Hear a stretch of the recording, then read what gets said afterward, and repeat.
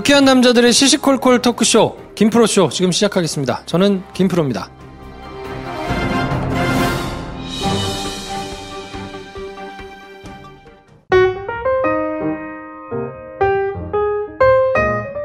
장편 영화를 열심히 준비하고 계신 배준현 감독님 나오셨습니다. 안녕하세요, 배준현입니다. 네, 실한 능참봉 김 선생 나오셨습니다. 안녕하십니까, 김 선생입니다. 네, 저는 영화 좋아하는 김프로입니다. 오늘은 이제 공개방송 마지막 회를 전해드리는 날인데요. 네. 사실은 이제 돼지엄마 김용민 시사평론가만 모시고 저희가 방송을 하기로 했는데 네. 정말 기적같이 그날 어떻게 돼가지고 현장에서 급히 이완배 기자님을 같이 모시고 네. 방송을 했거든요. 야, 나는 이완배 기자님의 매력을 뭐 이미 충분히 느끼고 있었지만, 야, 이분은 정말 매력이 어디까지인가. 네. 저희가 그 방송에서는 다 못 들려드리는 부분이 좀 있어요. 네. 그 이완배 기자님을 나락으로 떨어뜨릴 수 있겠다. 현장에서 보신 분들 아마 깜짝 놀랐을 텐데. 네. 빵빵 터졌어요, 진짜. 야, 이분이 대단하시구나. 아니, 굉장히 정중하고 겸손하고 네. 이런 말투가 있으면서 동시에 또 어마어마한 또 쇼맨십과 막 이런 게 있어가지고 야, 진짜 깜짝 놀랐습니다. 정말 우리가 시간 되면 오시라고 안 했으면 어쩔 뻔했어, 진짜. 그날 오신 분들은 개 타신 거예요. 정말로. 정말로. 네. 아, 깜짝 놀랐습니다. 아무튼 그래서 이완배 기자님하고 우리 김용민 씨하고 같이 네. 마지막 휘날레를 장식했는데 너무 하여튼 재미있는 시간이었어요. 네, 그래서 진짜 오늘 감사합니다. 이제 들려드리는 거를 마지막으로 저희가 1년 기념해서 공개방송 했던 거를 다 이제 보내드렸는데 네. 저희가 알아서 다 준비를 한 거라 얼마나 허접하겠습니까? 네. 솔직히 매우 허접하죠. 네. 이런 걸 돈 내고 와서 보라는 것 자체가 어처구니 없다는 걸 알고 있습니다, 저희. 알고 있어요. 네. 네. 충분히 알고 있는데 그래요. 그래도 이렇게 많이 격려해 주시고 또 네. 뭐 재미도 없는데 거기서 또 막 박장대소 하고 재밌다고 뭐 사진도 찍어주시고 막 이렇게 하신 분들 응원에 힘입어서 저희가 방송 만들고 있으니까요. 네, 정말 감사합니다. 네, 저희한테는 매우 뜻깊은 시간이었습니다. 네. 자, 오늘은 40대 남성분께서 사연을 보내주셨는데, 야, 이게 진짜 이게 읽으면 읽을수록 어떻게 해야 되나 싶을 정도로 정말 난관이야. 너무 진짜 현실적이고, 네. 요거는 저희가 하여튼 소개를 한번 해주세요. 심각하게 한번 읽어보겠습니다. 작은 기업에서 근무하는 40대 남자 직장인입니다. 개인 집무실을 쓰지 않고 사무실 회의 테이블을 차지하고 계신 상사 때문에 고민입니다. 원래는 비서실장님 방이 옆 사무실로 분리돼 있었습니다. 그런데 회사가 업무 공간을 축소하면서 옆 사무실에 계시던 실장님이 직원들이 근무하던 사무실로 오시게 되었습니다. 지금 사무실에도 상사를 위한 별도의 집무 공간이 있습니다. 당연히 실장님 방으로 내어드렸죠. 그런데 실장님은 이 방에 새집 증후 있는 것 같아. 이상하게 이 방에 있으면 허리가 아프네. 라며 직원들이 근무하는 사무실 회의 테이블에서 업무를 보셨습니다. 잠깐씩만 있다 들어갈 거니까 너무 신경 쓰지도 마세요. 저희 회사가 지금 건물에 들어온 지 10년도 더 되었는데 새집 증후군이 웬 말인가요? 당연히 건물 완공은 그보다 훨씬 전에 이루어졌고요. 허리가 아프시다? 살펴보니 평소에 앉으시는 자세가 좋지 않아 의자가 한쪽으로 기울어져 있었습니다. 그래서 의자를 바꿔드리겠다고 했는데도 한사코 사양하시더군요. 처음에는 말씀처럼 회의 테이블에 잠깐씩 계시다가 들어가시더니 점점 그 자리에 머무는 시간이 길어지셨습니다. 나중에는 회의 테이블로 인터넷선을 연결하고 테이블 옆 공용 책상에 있는 물건들을 치운 다음 개인 물품들을 세팅하고 아예 눌러 앉으셨습니다. 가끔씩 직원들끼리 모여 차 마시고 음식도 배달해 먹고 손님 오시면 말씀을 나누던 자리가 사라진 겁니다. 더 큰 문제는 이분이 매사에 소음을 많이 내신다는 사실.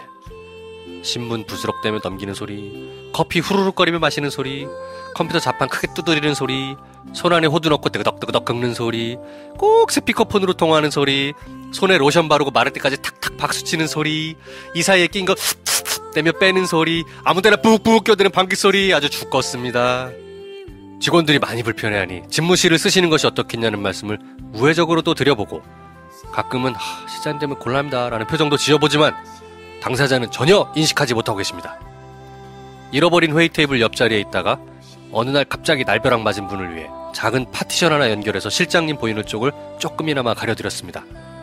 귀마개를 하면 소음은 조금 덜해지만 방귀 냄새는 진짜 대책이 없습니다. 실장님이란 사람이 싫은 건 아닙니다. 오히려 업무상으로는 배워야 할 것이 한없이 많은 분입니다. 하지만 이분 때문에 겪는 생활 속 불편함은 이분의 인간성이나 회사 내 업적과는 완전히 다른 문제 아닐까요? 동료들 선에서는 답을 찾지 못하고 있습니다. 조언을 부탁드립니다. 어떻게 말해야 할까요?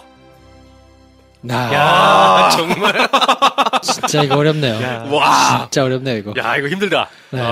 이 사무실의 미래를 왜 우리한테 맡겨? 동료들 선에 대해 해결이 안 됐대. 진짜 깝깝하겠네요. 어떡하지? 이거는 진짜로 문제를 해결하는 데에만 집중해서 한번 얘기를 해봅시다. 그래 봅시다. 자, 이거는 장난치면 안 돼. 쓸데없는 소리 하지 말고 그래. 진짜로 문제를 해결해드리면 제가 하나 제안할 방법이 있습니다. 있어요. 이거는 올라가는 방식으로는 이게 해결이 안 될 것 같아요. 그래서 네. 뭐 이게 돌려서 얘기하시고 뭐 앞에서 얘기하시고 뭐 이런 거는 전혀 안 될 것 같고요. 네. 이거는 제가 생각하기에는 탑다운 방식으로밖에 해결이 안 될 것 같아요. 윗사람이 야 들어가 안 들어가 밖에 네. 깔지 마라는 얘기를 해서 정리를 해주지 않으면 그렇죠. 이분은 도저히 되지 않을 것 같고요. 그렇죠. 그렇게 할 수 있는 방법이 뭐가 있냐를 고민해야 되잖아요. 네. 근데 이거를 그러면 사장님한테 가서 누가 고양이 방울에 목을 달 거예요? 그러지. 아니 고양이 방울에 목을 어떻게 달아? 고양이 방울에 목을 달아? 고양이 정말 목에 어려운데 그건? 고양이 목에 방울을 어떻게 달 거예요? 네. 그 제비 뽑아서 할 수도 없으니까 어떻게 할까? 요거는 사장님한테 네. 김프로쇼를 전도하시고 아. 요 에피소드를 듣게 합시다. 오, 괜찮다. 괜찮아. 나쁘지 않네. 네. 그래. 그거밖에 방법이 없을 것 같아요. 네. 그치. 들으면 알겠지. 단박에 알겠지. 네. 뭐야? 이거 이렇게 하면서 그렇지. 야 많이 힘들드냐? 그리고 찾아가서 얘기를 하면 그렇지. 죽겠어요. 그래. 말씀을 드릴 수는 없잖아요. 막 이렇게 하면서 아, 그거 괜찮다. 네. 근데 또 이게 쉽지는 않아요. 왜냐면 김프로쇼를 전도했다 쳐. 그분이 팟캐스트 같은 거 듣는 거 별로 안 즐겨 하실 수도 있거든요. 네. 그럴 수 있어요. 근데 이거는 한번 시도해 봄직한 유용한 옵션이다. 네. 옵션이 여러 가지니까 일단 이것도 뭐 해보고. 팟캐스트나 뭐 이런데 혹은 정치적인 성향 아니면 뭐 영화를 좋아하는 성향 이런 게 혹시 맞아서 팟캐스트를 들을만 하다 싶으면 전도를 하고 요거 한번 들어보세요 하고 슬쩍 보내는 거지. 그래요. 사장님인데 막 자유한국당 저기 다니시고. 당협위원장이야. 그거 곤란한데. 이 좌좀들이가 그러거든요. 일단 요거는 뭐 모든 게 맞을 때 옵션으로 하나 두시고 네, 그럼 다른 거를 또 하나 그럼 지금 일단 사장님이 들으시고 있다는 지금 가정하에 네. 말씀드려잖아요. 사장님, 실장님 들여보내주세요. 네, 이렇게 안으로. 한번 말씀을. 들어봅니다. 별로 큰 회사는 아닌 것 같아요, 보니까. 규모가. 그러면 말을 했을 때 네. 대표님한테 의사를 전달하는 것까지는 그렇게 어렵진 않을 것 같아요. 근데 전달하고 난 뒤에 실제로 실장이 이제 자기 방으로 들어간 뒤에 누가 진행한 거야? 라고 이제 고깝게 쳐다보는 그 시선. 그렇지. 그게 이제 고양이 목이거든요. 그렇죠. 네. 그래. 그러면 누구 한 사람의 무언가로 안 할 수 있을 방법을 찾아야 돼요. 그러면 짧게 이제 설문 조항 그런 것처럼 연판장을 돌리지 않습니까? 네. 그런 것처럼 불편함에 대한 설문조사를 익명으로 돌리는 거예요. 사무실 공간에 대해서 지금 불만이 있다면 익명으로 써주세요. 그럼 다 쓸 거 아닙니까? 회의실 공간이 공용 공간인데 개인의 공간이 되는 것 같아서 좀 불편합니다. 그럼 뒤에 개인 공간이 잠깐 될 수는 있겠지만 소음이 나는 게 문제입니다. 소음 나는 건 괜찮지만 냄새가 납니다. 그렇지. 그럼 누구 때문이라고 특정하진 않지만 딱 정확히 나오지 않습니까? 그 설문조사된 결과를 이제 밀봉을 해가지고 참여한 사람들 전체 직원 40명 중에 38명 딱 해가지고 대표님 책상 위에 살짝 올려놓으십시오. 네.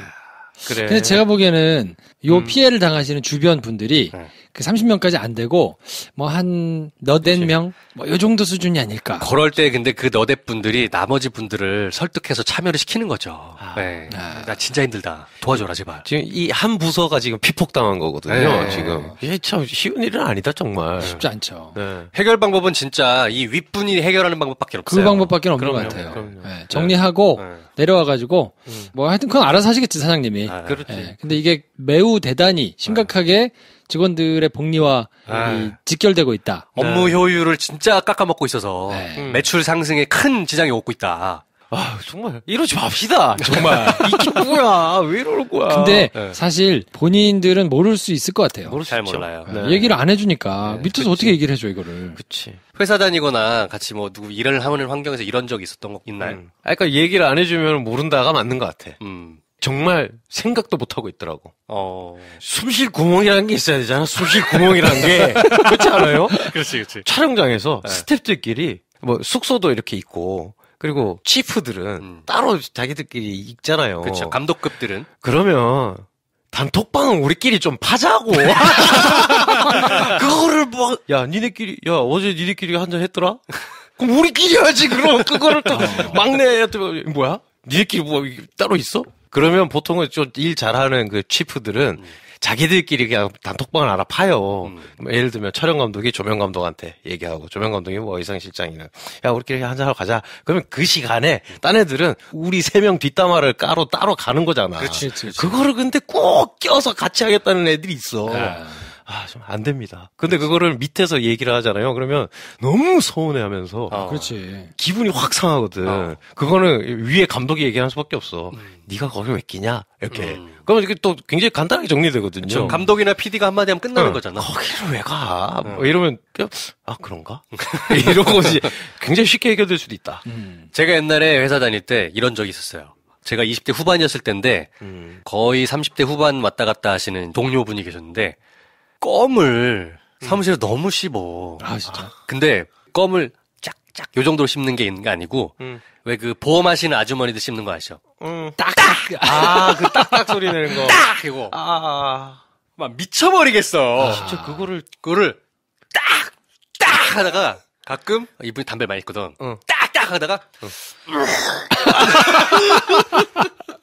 진짜 골치 아프다. 거기에 트림 콤보. 진짜 골치 아프다. 나 이제 돌아버리는 줄 알았거든. 회사 일단 들어가면 이어폰 껴고 퇴근할 때 이어폰 뺐어요. 진짜요. 진짜 힘들어. 딱 4명밖에 없는 사무실이었는데 말을 하기도 좀 그래. 힘들었어. 근데 이분이 지금 이게 진짜 심각한 게 20대가 보낸 게 아니야, 지금. 40대 남자가 보낼 정도면 이거 지금 좀 감당이 안 되는. 심각한 거예요. 그쵸. 산전수전 어정쩡하게 다 겪으신 분인데. 그러니까.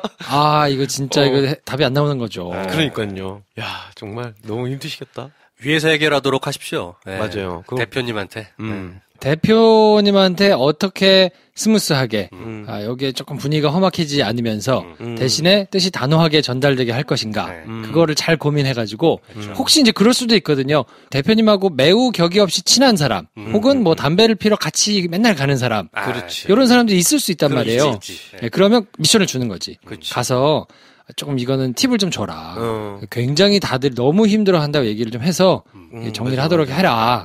야, 이게 황 대리가 그걸 딱 하면 딱 하는 애인데 얘가 담배 가지고 대표님 이러면서 뭐 그렇다는데요? 뭐 이렇게 개념 없이 한번 톡 하면 그 바로 되는데. 요거는 탑다운 방식으로 일단 한번 해보시고 대표님한테 어떻게 전달할 건가. 물론 이제 그렇게 가까운 사람이 있으면 단박에 해결이 될 테고 그게 조금 어려워가지고 대표님도 그런 거 하면 조금 삐지고 이런 성격이시고 그러면 다시 한번 보내주세요. 그러면 대표님의 성향에 따라서 어떤 방법이 있을 것인가를 다시 한번 저희가 고민해가지고 알려드리도록 하겠습니다. 일단 다른 방법은 굉장히 힘들어 보이고 그것만이 유일한. 뭐 참겠다 아니면 뭐 이사님께 뭐 좋은 방향제를 선물해드려 다 필요 없어. 그러니까 하지마. 그러니까 한번 나와줘야 되는 거 아니야? 그럼에도 불구하고 제가 꼭 말씀드리고 싶은 게 있습니다. 비서실장님을 찾아가셔가지고 또 충심 어린 말씀을 드리면서 술 한잔 하시죠. 하지마! 그래가지고 앉아서 정중하게 예의를 갖춰서 설명한답시고 제발 하지마! 그런 거 하지 마. 차 한 잔 사주시죠. 이런 얘기 하지 마세요. 큰일 납니다.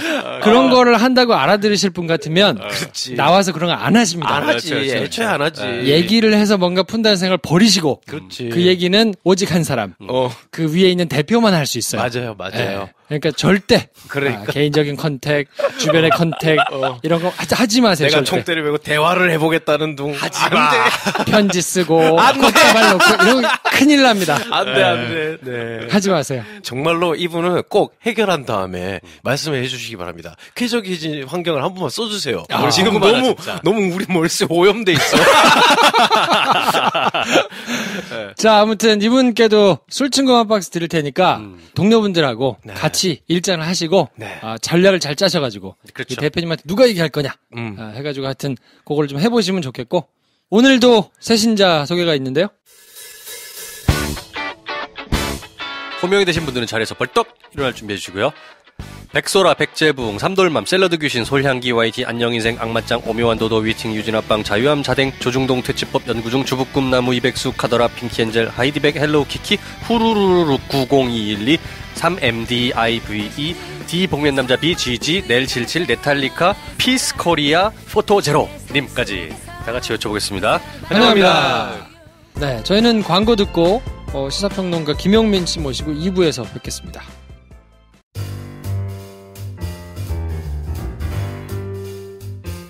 자, 김프로 만나겠습니다. 김프로. 네, 안녕하세요. 김프로입니다. 예. 자, 박근혜에 대해서 18년형이 나올 줄 알았는데 180억 벌금이 나왔네요. 전 한 25년 정도 예상을 했었는데 25년에서 1년 빠진 24년이 나왔거든요. 24년이 나올 수가 있습니까? 불가능한 건 아니죠. 왜냐면 이제 보통 통상적으로 25년형 이상이면 네. 무기징역형을 선고할 수 있거든요. 예. 근데 지금 아직 그 특수활동비 재판이 진행이 안 됐잖아요.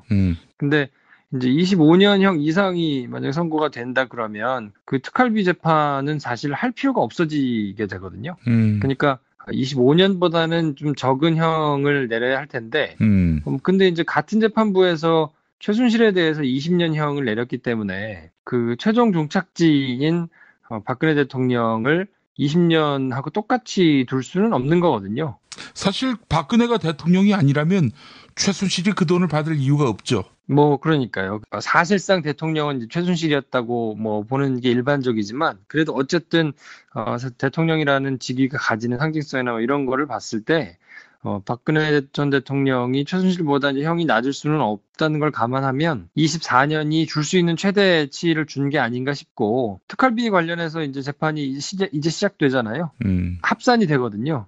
그럼 만약에 한 10년 나왔다 그러면 이제 34년이 산술적으로는 나오게 되는 거기 때문에, 근데 뇌물 액수만 36억 원이기 때문에 양형 기준으로 치면 이것도 중형이 나올 수 있는 형이라, 보통 이렇게 되면 피고인한테 너무 불리하게 작용을 하니까 두 재판을 좀 합쳐주세요 해가지고 합쳐서 이제 가는 경우들이 많이 있거든요. 근데 이거는 시간차가 조금 있기도 하고 그래서 어떻게 될지는 조금 더 상황이 진행된 다음에 아마 봐야 될 것 같습니다. 하여간 박근혜는 24년 뒤에 나오게 되는, 만약 확정된다면 그렇게 되는 건데. 그렇죠. 현재 지금 66세니까 산술적으로는 이제 90세가 돼야 출소가 가능하거든요. 근데 아까 말씀드린 대로 이제 36억짜리 재판이 아직 진행이 안 됐으니까 예. 이것만 쳐서 이제 90세가 돼야 출소 가능한데 3분의 2 이상을 살아야 가석방 이런 조건도 되니까 적어도 85세 이상은 돼야 된다는 얘기가 나오는데. 근데 36억 특활비 이 건까지 합치면은 더 늘어날 거 아니겠어요? 여기서 형량이 줄어들 가능성이 있습니까? 줄어들 가능성은 없죠. 없고 무슨 이제 특별 사면 이런 게 아닌 이상은 특별 사면이 옛날 전두환 노태우 이 정도 됐을 때나 가능하던 얘기지, 지금은 이제 그렇게 될 가능성이 없다고 봐야 되기 때문에 종신형에 해당하는 형이 나왔다고 보면 될 것 같고요. 이렇게 일단락이 지어지는구나 하는 면에서는 오히려 이제 이걸로 고생한 것들은 이제 국민들이기 때문에 만족스럽지는 않습니다만 그래도 아주 모자라지는 않은 판결이다. 저는 개인적으로 그렇게 보고 있습니다. 박근혜에 대한 형량만을 놓고 본다면? 그렇죠. 네. 징역 24년이고 아직 이제 남은 재판이 있기 때문에 요 재판과 관련해서 이제 가장 눈에 띄는 부분은 지금 삼성 부분이거든요. 예. 삼성이 낸 204억 원은 이제 제3자 뇌물이 아니다. 그리고 동계 스포츠 영지센터에 낸 후원금 16억 원도 인정을 이제 안 했단 말이에요. 18개 혐의 중에서 16개 혐의가 인정이 됐는데 인정되지 않은 2개가 전부 다 이제 삼성과 관련된 것들이란 말이에요. 이제 눈에 띄는 부분은 이재용 2심에서 72억 원이 인정됐던 이제 1심을 뒤집고 이게 36억으로 줄어들어가지고 집행유예를 받고 나왔잖아요. 근데 이거하고는 이제 엇갈리게 판단이 또 나왔단 말이에요.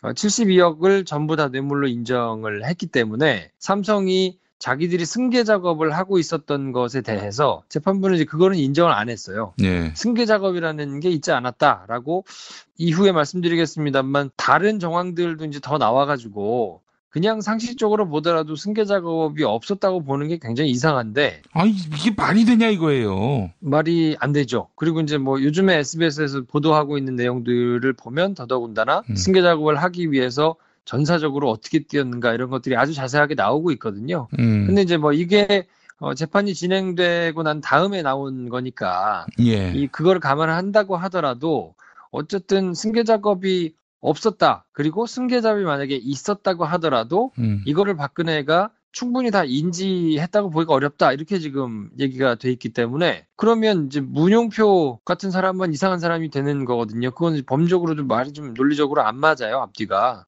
아니, 승계 작업 도와가지고, 그래서 감옥 간 건데, 승계 작업이 없었다? 그럼 문영표는 풀려나야지. 그러니까 이제 문영표 부분도 이제 안 맞는 거여서 이게 아주 확정된 거는 아니기 때문에 대법원에서 어쨌든 이거와 관련해서 이제 교통 정리를 해야 되거든요. 예. 그리고 또 한 가지 중요한 거는 그 안종범의 수첩의 증거 능력, 증거 능력을 이재용 재판 2심은 이제 인정하지 않았단 말이에요. 근데 증거 능력을 그건 이제 이렇게 쉽게 생각하면 그래 그걸 받아 적은 거니까 직접적으로 녹음한 것도 아니고 옆자리에 배석해가지고 받아 적은 것도 아니고 모임이 끝난 다음에 나와가지고 얘기한 거를 받아 적은 거니까 아주 엄격하게 따지면 그게 증거 능력이 있다고 안 보는 게 맞는 거 아닌가라고 또 생각하시는 분들이 간혹 있을지 모르겠어요. 근데 그거는 조금 어렵게 얘기하면 증거 능력이 아니고 어려운 말로 증명력에 해당하는 거예요. 그 증명력에 해당하는 부분을 따져야 될 것을 아예 그냥 증거 능력 자체가 없다고 봤기 때문에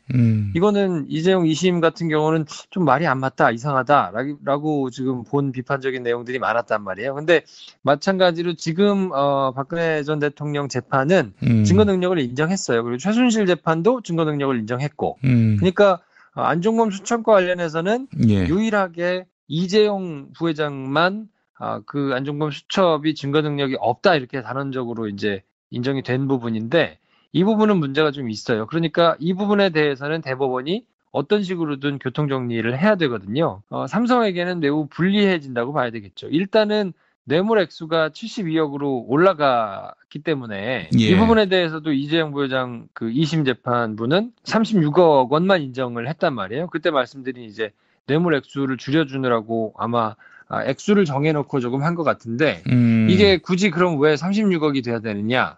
50억이 되면 가중처벌을 받아야 되는 액수이기 때문에 예. 50억 밑으로 끊으려다 보니까 이제 36억으로 억지로 이제 맞춘 것 같은 느낌이 조금 있어요. 50억이 넘어가면은 이재용이 집행유예로 풀려날 일도 없는 거고. 그렇죠. 집행유예로 못 나오죠. 그렇기 때문에 액수를 어떻게든 50억 밑으로 맞추려다 보니까 그 36억을 통으로 날리지 않으면 50억 밑으로 맞출 수 있는 방법이 없었던 거거든요. 그런 이제 희한한 계산법을 적용해가지고 36억을 날리면서 50억 밑으로 깎아서 집행유예를 적용을 해준 것인데 대법원에서는 어쨌든 판례로 굳어져야 되는 부분이기 때문에 돈을 전달받은 사람이 72억을 받았다고 하는데 준 사람 재판에서는 36억만 줬다 그러면 액수가 안 맞잖아요. 산수로 치더라도.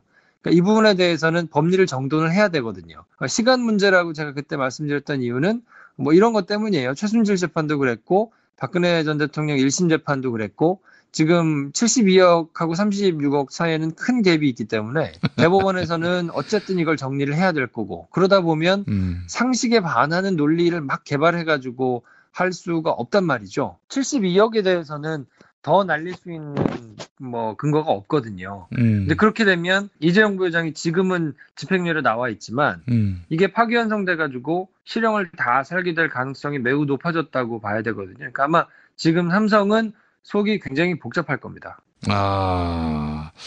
삼성의 승계와 관련해서는 확인된 바 없다. 이러면서 슬쩍 이재용 손을 들어준 것 같지만 향후 재판에서 이재용에게 유리하게 작용될 여지는 없다. 이런 얘기죠? 그렇죠. 뭐 이제 상식적으로 조금 말이 안 되거나 답답한 부분은 그 부분이에요. 승계 작업이 있었다는 흔적이 지금 뭐 SBS를 통해서도 계속 나오고 있잖아요. 그리고 누가 보더라도 상식적으로 이재용에게 이 회사를 문제없이 승계해 줄 것이냐가 이제 지상 최대의 과제였고, 그거를 달성하기 위해서 몇 년에 걸쳐 가지고 그렇게 노력을 했던 것인데, 예. 그 작업 자체가 없었다고 인정을 하는 게 약간 손바닥으로 하늘을 가리는 듯한 느낌이어서 그게 답답하기는 한데, 그 부분은 잘못하면 인정을 끝까지 못 받을 가능성이 조금 높아진 거 아닌가 싶은 생각은 드는데요.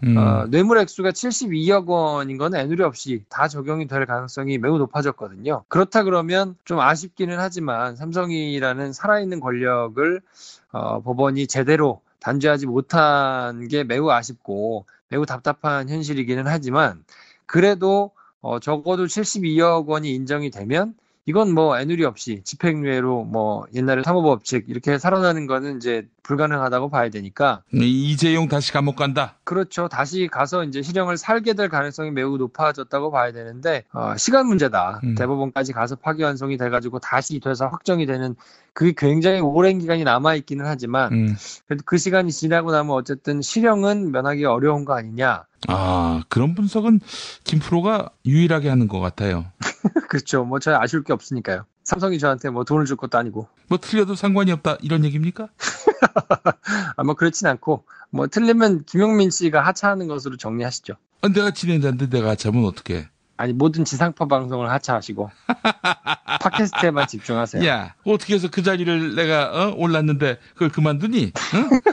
그리고 네가 말한 거에 대해 내가 왜 책임을 져? 아니, 원래 다 그렇게 책임지는 거죠. 인생이 다 그런가? 알겠습니다. 아, 그래요. 어쨌든 뭐 이재용 씨가 감옥 갈 가능성이 높아졌다. 자, 김세윤 판사가 이제 판결을 내렸잖아요. 네. 삼성 관련해서 이런 식으로 이제 판결문을 작성했을 때의 그 심리, 그 밑바탕은 뭐였을까요? 글쎄요, 이게 이제 뭐 나중에 시간이 지나면서 이제 공영방송이 점점 더 정상화되기도 하고, 옛날처럼 눈치 보지 않고 파헤쳐야 될 걸 막 파헤치고 있는 거잖아요. 이런 상황에서는 사실 소신껏 해도 뭐 지지를 받는 이런 분위기지만, 이 재판이 시작될 당시만 하더라도 이게 제대로 될까? 그리고 검찰 수사도 이거 기소를 제대로 할 수 있을까? 뭐 이런 상황에서 진행이 됐던 거라서 여러모로 눈치를 좀 많이 본 게 아닌가 싶은 생각이 저는 들어요. 검찰이 뭐 입증을 조금 부족하게 한 거 아닌가? 뭐 이런 이제 사건들도 꽤 있긴 있거든요. 이번 사건 관련해가지고는 유독 삼성 부분에 대해서만 엄격하거든요. 이렇게까지 엄격하게 치자 그러면 무너져야 되는 사람들이 더 있을 거란 말이에요. 근데 보면 전부 다 실형받고 전부 다 뭐 중형을 이제 받고 있고 뭐 이런 상황인데, 유독 삼성 부분에 대해서만 엄격한 잣대를 들이대가지고 이렇게 하는 것들이, 삼성이 살아있는 권력이고 뭐 지금 직접적으로 무슨 돈을 주거나 매수를 하거나 뭐 이렇지는 않겠지만, 그 이후에 본인들이 여러 가지를 생각했을 때 삼성에 대해서 불리한 재판을 하는 것이 뭐 심적으로 조금 어려운 것 아닐까, 부담으로 작용하는 거 아닐까, 뭐 이런 생각이 뭐 들기는 합니다. 국민들은 왜 삼성에 대해서 또 판사들이 부담감을 갖는지 그 이유를 알 수가 없어요. 왜 그렇습니까? 국민이라 하면 불특정 다수니까 약간 공허하게 느껴질 수는 있을 것 같아요. 근데 삼성은 이제 직접적으로 본인에게 이제 피해가 되거나 본인 나중에 커리어에 위협이 될 수 있는 요소가 아주 직접적이잖아요. 바람직하지는 않죠. 일신의 영달을 위해서 그렇다면? 뭐 일종의 보험 성격 이런 게 아닐까 싶은 생각은 들거든요. 여기서 굳이 내가 뭐 이렇게 세게 판결을 해가지고 나중에 내 앞길에 이제 어떻게 될지 모르는데, 그래도 뭐 적당한 선에서 이렇게 조금 해야 되는 거 아닌가 싶은 생각이 뭐 안 들었다고 보면 거짓말 아닐까요? 그걸 뭐 입증할 수는 없으니까 그냥 제 개인적인 의견이라고 말씀드릴 수밖에 없지만, 뭐 여러 가지로 보면 그냥 상식적으로 말이 안 되잖아요. 승계 작업이 없었거나 승계 작업이 있었다 하더라도 박근혜 전 대통령이 이를 인지하지 못했다고 하는데, 얼마나 멍청하면 이걸 인지를 못했다고 할 수가 있나요? 그리고 롯데가 그러면 낸 70억 원은 제3자 뇌물 혐의가 그냥 인정이 됐단 말이에요. 롯데도 마찬가지로 이거는 묵시적 청탁이나 뭐 명시적 청탁이 아니고 강요받아가지고 내가 어쩔 수 없이 낼 수밖에 없었다라고 주장을 했는데, 롯데에 대해서는 그냥 가열차게 뭐 제3자 뇌물 혐의가 인정이 됐단 말이에요. 그리고 SK 관련해서도 뭐 89억 원 요구했던 게 이제 뭐 문제가 됐고, 근데 유독 액수도 훨씬 더 크고 승계 작업도 없었다고 하고, 이게 말이 되나 싶은 생각이 좀 드니까 상식적으로는 누가 보더라도 말이 안 되는데 그 안에서 막 복잡하게 논리를 개발해가지고 이제 난 걸 보면 뭐 판사들이나 언론들이나 말이 안 되게 뭔가를 하지는 않는단 말이에요. 자세히 뜯어보면 다 말은 돼요. 근데 그 말이 되는 것이 상식에 부합하냐는 이제 또 다른 문제가 되는 거니까 이건 뭐 누가 보더라도 법원이 이렇게 논리를 세워놓은 것이 말이 안 된다라고 하는 것은 부인할 수 없지 않겠습니까? 대한민국은 삼성공화국이라는 말이 또 실감이 납니다. 정말. 그럼요. 지금 이제 근데 분위기가 많이 달라져가지고 예전에 비해서는 삼성의 전횡이 조금은 줄어들 가능성이 조금 높아졌다고 봐야 될 거예요. 이제 언론이 제 기능을 조금씩 담당하기 시작하면 물론 이제 삼성이 가지고 있는 파워가 엄청나기 때문에 일단은 돈줄이 이제 가장 큰 돈줄이잖아요. 그러니까 언론사들한테도 광고의 가장 큰 덩어리를 차지하고 있기 때문에 예. 뭐 삼성에 대해서 비판적인 것만 막 쓰거나 이러는 게 조금 쉽지는 않은 분위기일 텐데 그럼에도 불구하고 전체적인 분위기가 뭐 비판할 건 비판해야 된다 이런 분위기가 점점 더 생기고 있기 때문에 그렇게 된다 그러면 삼성이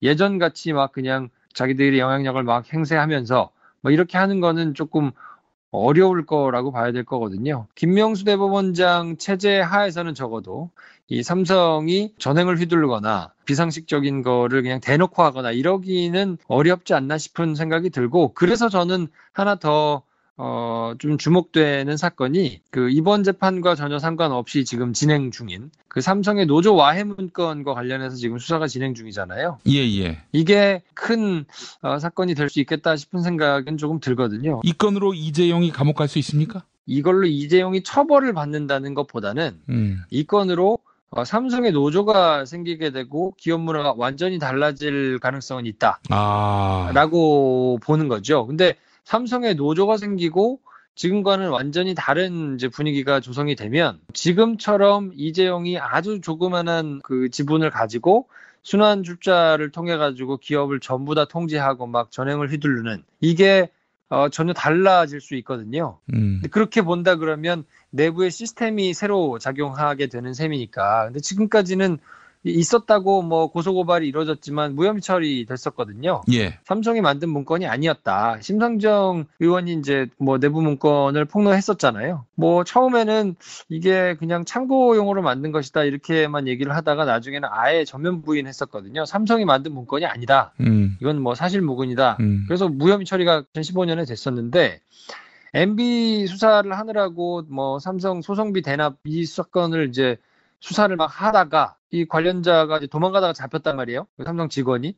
그 사람 외장하드에서 이제 문건이 수천 건이 나왔는데 보니까 그때 문제가 됐던 삼성 문건이 아니다 했던 그 문건을 포함해서 엄청나게 많은 이제 노조 와해 이런 문건들이 이제 발견이 된 거라서 고소고발이 이루어졌을 때는 뭐 문건 작성한 것 자체가 뭐 범죄는 아니니까 이거를 실제로 실행했는지가 문제인데 그것까지는 밝혀낼 수 없다 이래가지고 이제 무혐의가 났던 건데 이거는 이제 도망가다가 잡혔죠. 뭐 작성한 사람, 지시한 사람, 그 여러 가지 정황들이 이제 발견될 수 있는 증거가 나왔기 때문에 그거와 관련된 사람들을 이제 하나 둘 소환하고 있는 거거든요. 소환돼가지고 이제 조사를 받다 보면 삼성의 조직 문화상 이게 맨 위에 있는 이재용까지 올라가기는 쉽지 않을 거예요. 누군가가 중간에서 이건 다 그냥 내가 알아서 충성한 것이다라고 꼬리를 자를 가능성이 매우 높다고 볼 텐데 그럼에도 불구하고 그것 때문에 이제 앞으로는 삼성에서 노조를 만들거나 이런 거를 방해하기가 쉽지 않을 거거든요. 삼성 내부 사람들은 뭐